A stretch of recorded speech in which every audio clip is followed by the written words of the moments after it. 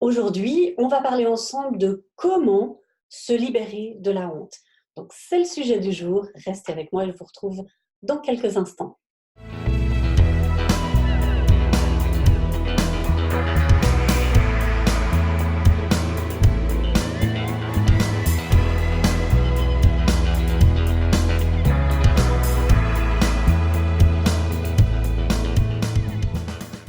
Salut à tous, c'est Isabelle Joliquin, formatrice d'adultes, conférencière et auteure d'un livre. Je suis ravie de vous retrouver aujourd'hui pour parler ensemble de la honte et comment s'en sortir.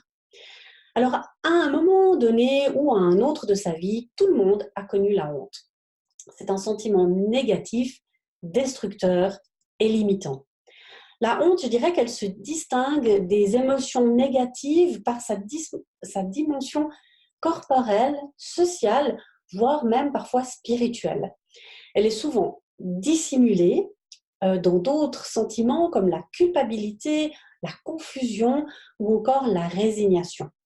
Alors, qu'est-ce qui se passe quand vous avez honte de votre acte ou de votre parole ou des choses que vous avez énoncées, vous ressentez un malaise général, global, une gêne, de la peur et parfois même de l'agressivité. Vous manifestez votre honte par l'expression de votre corps et surtout par votre comportement.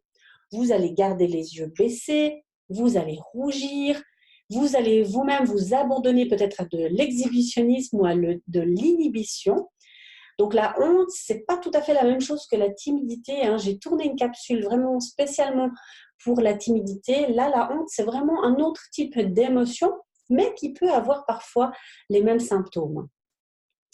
Involontairement, lorsque l'on a honte, on va s'auto-juger par rapport à nos actes et on se sent honteux envers surtout nos proches ou alors nos collègues. Quand vous avez honte, vous vous punissez alors que vous pensez avoir agi correctement. Alors, il faut juste savoir qu'il existe différents types de honte.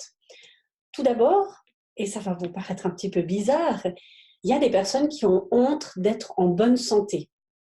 Ben oui, parce que quand on est malade et qu'on se plaint, les gens s'occupent de nous. Alors, on a honte d'être en bonne santé pour ceux qui le sont.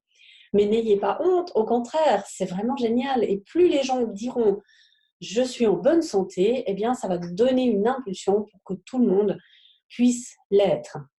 Donc, honte d'être en bonne santé. Honte aussi peut-être de ne pas être à la hauteur parce qu'on se compare sans arrêt. Honte d'être différent physiquement. Mais qu'est-ce qui est la normalité finalement? Est-ce que c'est nous qui avons un visage rond ou d'autres personnes qui auront peut-être un visage avec une bosse ici? Lequel des deux est normal? Et puis aussi, honte d'être victime, par exemple. Et il y en a plein d'autres. La honte résulte le plus souvent du mépris, des humiliations que vous auriez reçues en public, des moqueries que vous avez reçues quand vous étiez jeune enfant, ou encore de la régression sociale. Dans tous les cas, elle peut être excessive chez une personne et peut ainsi provoquer une souffrance individuelle, même dévastatrice. Dans certains cas extrêmes, le sentiment de honte vous incite à d'autres problèmes.